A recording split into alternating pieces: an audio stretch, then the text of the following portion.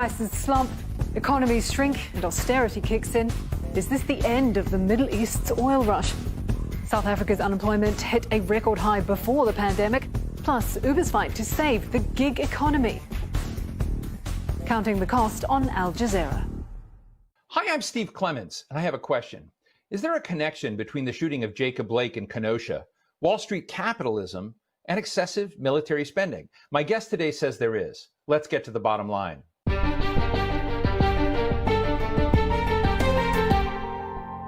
When a policeman shot Jacob Blake 7 times in the back in front of his kids in Wisconsin last month, it was a painful reminder that real change is not coming fast enough to these United States. The shooting reignited passions across the country, especially after an armed white 17-year-old counter-protester came to Wisconsin from a nearby state and killed 2 other people protesting the shooting.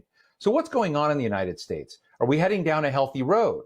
Will race continue to be used cynically to get votes while the poor and disadvantaged continue to suffer endlessly? Joining us today is someone who has been thinking and preaching about these issues for decades. He is Professor Cornel West, one of the most prominent intellectuals alive. Professor West teaches at Harvard and Princeton universities. He's written 20 books, and he still has time for his new weekly podcast, and it's great, The Tight Rope. Thank you. Professor West, thank you so much for joining us. Recently, I was at the National Museum of African American History and Culture, and I saw the Emmett Till wing.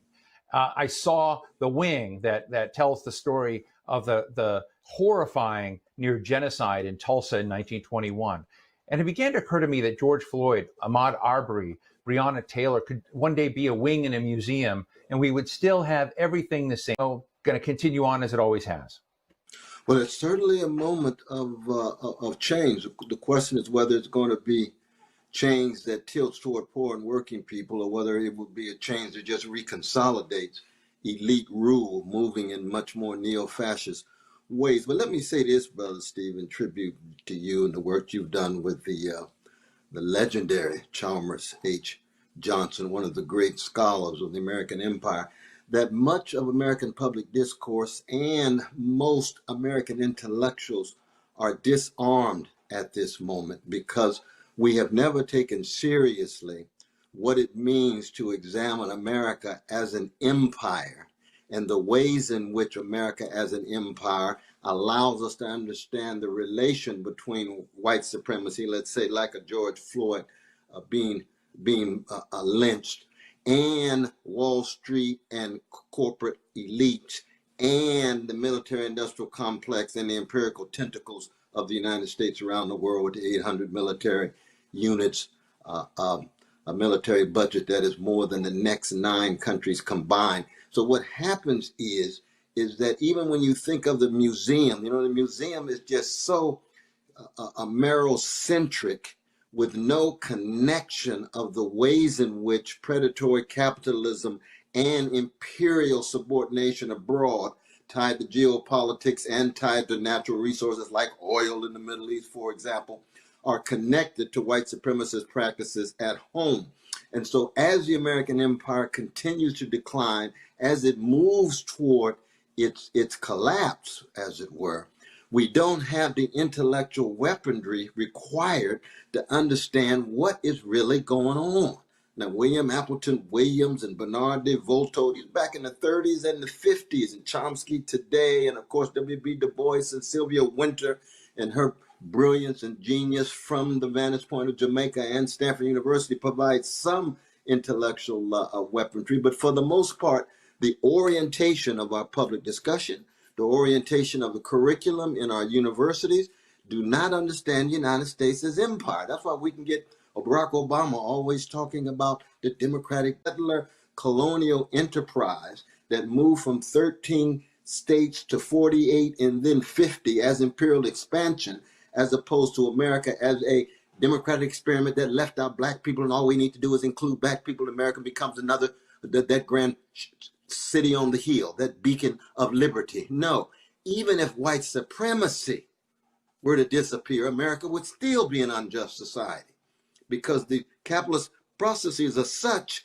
that the levels of poverty would be still there, that the asymmetric relation of power at the workplace would still be there. The military units around the world would still be there. So we have to have a conception that Martin King taught us. And of course, the great W.B. Du Bois is the scholar that does bring all of this together. But he taught us what justice is indivisible. I know you don't look at the Trump-Biden standoff and choice as being the right choice, but does this create the ingredients where finally this country could change? Or do you feel as if we're going to still be hollowing out people, still maintaining racism to kind of keep our global sprawl, if you will? Well, those tough questions. Well, one is that there's no doubt that with the neo-fascist gangster in the White House, we have to be part of an anti-fascist coalition, because his being in charge of things can easily call into question the very possibility of any kind of democratic practices, rights and liberties, let alone social movements and so forth.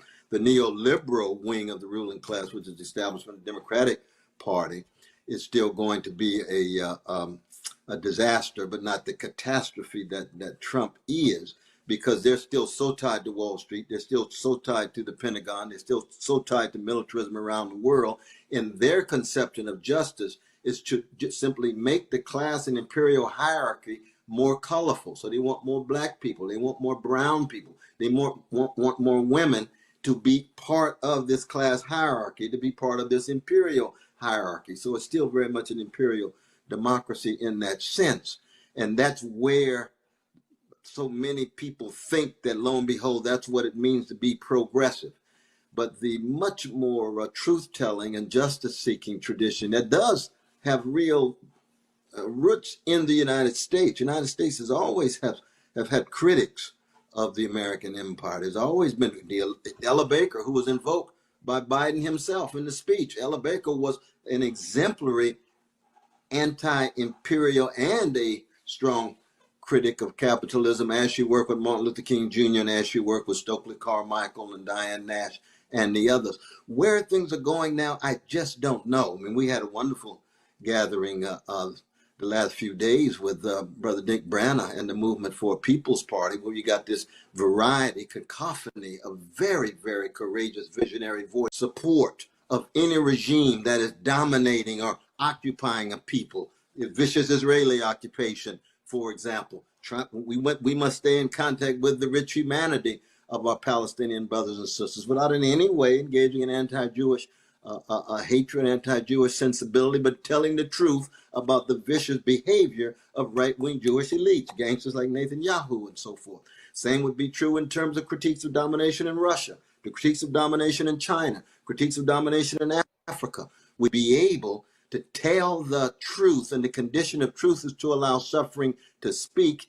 And that's why we loved Brother Johnson's work. I mean, he began with Japan. I mean, going back to the Meiji regime in 1868 and telling that story and the imperialism of Japan vis-a-vis Korea. Well, how do we keep track of the humanity of those Frantz Fanon called the wretched of the earth? It's an intellectual task.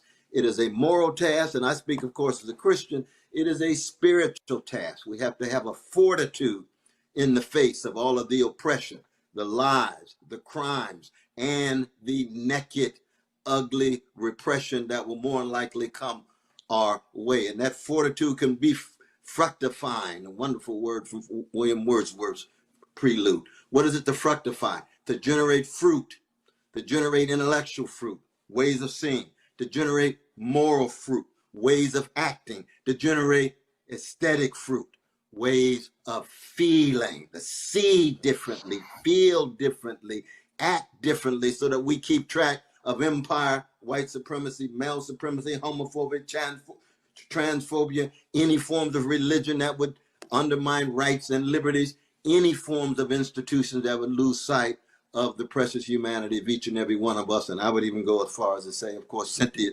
sentient creatures, because we're talking about ecological catastrophe and the extinction of so many species. And we're also talking about possible nuclear catastrophe, which could bring the end to the planet as we know it, given the two gangsters who actually have control of those buttons, Putin on the one hand and Trump on the other. What does racial justice and racial inclusion look like and feel like? When do you know you've got it? There's a lot of tumult out there, but I don't know if people have an idea of what it is to have that construct in front of them. And I'm wondering if you can share a vision of that for our viewers. Well, I mean, I always say justice is what love looks like in public. It's like tenderness is what love feels like in private. And when it comes to the 400-year attempt to call into question the humanity of Black people in the Western Hemisphere, it was very much a modern construction tied to slavery and tied to predatory capitalist expansions of cotton picking in the U.S. South, to the Lancashire, tied to the Lancashire mills in Britain, allowing Britain to be the first country to industrialize before any other. That we're really talking about assuming the full-fledged humanity of Black people, so that all the vicious attacks on Black intelligence, the attacks on Black beauty, on noses and hips and lips and hair texture and skin pigmentation, the attacks on Black moral character, and trying to ensure that Black people are always walking around scared, intimidated, so that psychologically you're already unfree, spiritually you're already unfree. That's what white supremacy does. So to talk about racial justice is not just to talk about equal access to goods and services and Black people having some self-determination, but it has to do with issues of respect. It has to do with issues of genuine acknowledgement of rich humanity. And we know if anybody who recognizes rich humanity, it's like a Dostoevsky novel, it's like a Chekhov short story, it's like a John Coltrane solo. We all have propensities that are good and bad, propensities toward evil, propensities toward the good. That's an acceptance of one's humanity. But when Black people associated primarily with pathology, primarily with ignorance, primarily with lack of all of the vicious tropes that go hand in hand with racism. Talk about racial justice, talk about Black Lives Matter is an attempt to shatter all of those lies. But there can never be racial justice without economic justice. There can never be racial justice without gender justice, because to be Black, of course, to be a Black woman. It can't be it without fighting homophobia, because we've always been gay brothers and lesbian sisters in the Black community. So the racial justice, again, is indivisible from all of these forms of justice. And you're right. I mean, for me, in my own rather parochial way, you know, I acknowledge that my own particular kind of Christianity is deeply rooted in how I was raised and what I read and so forth and so on. But I really do believe that Hebrew scripture was a kind of moral revolution in the species in terms of defining what it means to be human is to spread hesed, steadfast love and loving kindness to the orphan, the widow, the fatherless, and motherless. It's not Alexander the Great. It's not Achilles. It's not all of the heroes from Genghis Khan to even Cyrus the Great, who I have great respect for as an emperor coming out of the world historical Persian tradition. But at the deeper level, ordinary people have a preciousness and a pricelessness. That's what sits at the center of the Imago Dei of Hebrew scripture. And then Jesus, Muhammad come right out of that prophetic Judaic tradition. And that's where I locate, that's where I situate myself. But also, you know, the Socratic legacy of Athens means a lot to me. The questioning, the constant questioning, the need for doubt, the need to wrestle with perplexity, not just curiosity. The perplexity of King Lear at the end of that classic by Shakespeare, the howl, he's howling. Why? Because he's overwhelmed. His world is shattered, but that's profoundly human. It's like Bob Marley's The Wailers. They're not whining. The Wailers, they're wailing. Why? Because of the suffering, the misery. How do you get a handle on it so that they neither have the last word, neither the misery nor the suffering, just like in Lear, will despair have the last word? That wonderful, wonderful issue that you see shot through Shakespeare's magnificent corpus. These are the kind of questions, it seems to me, that are very important these days, because we're living in a moment of neo-fascism escalating and despair intensifying. And we have to be able to work through the despair like a brook of fire, like what Marx said about Feuerbach, the brook of fire through which we all must pass in order to become more fortitude, to have more fortitude, to be more ready, to be more willing to think, feel, see, fight, laugh, organize, and live and die. Dr. West, that's a wonderful depiction of soul and purpose, and I appreciate it. I know that you have not endorsed Joe Biden, but I know that you have said that's one path to stopping Donald Trump. But do you see anything in the wreckage of that time that gives you hope that Biden may actually be more willing to work on this class and economic justice piece of the democracy puzzle than you give him credit for? Well, I appreciate that question, Brother Steve. I just don't know. I mean, people change. No one would have thought that a white supremacist like Lyndon Baines Johnson would be the major presidential force for black progress in the 1960s. People do change.